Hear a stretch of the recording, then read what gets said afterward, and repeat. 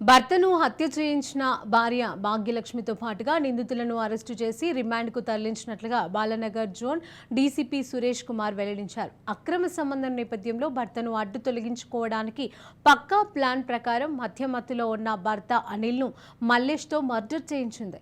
భర్త ఆత్మహత్య చేసుకున్నట్లుగా నమ్మించాలనుకోవడంతో స్థానికుల సమాచారం మేరకు పోలీసులు భాగ్యలక్ష్మితో పాటుగా నిందితులను మరో 5గురిని అదుపులోకి తీసుకుని రిమాండ్కు తరలించారు.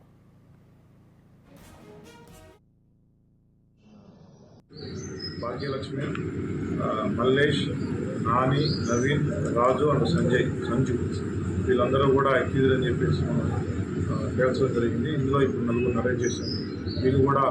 వీళ్ళు చేసిన హత్యని ఏ విధంగా చేశారు, ఎందుకు చేశారు అనేది కూడా అంగీకరించారు.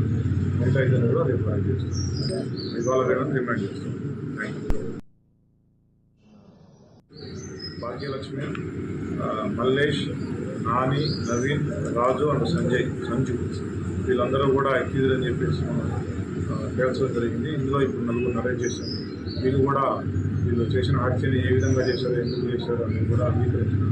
మిగతా ఇద్దరు కూడా రేపు రిమాండ్ చేస్తాం. ఇవాళ రిమాండ్ చేస్తాం.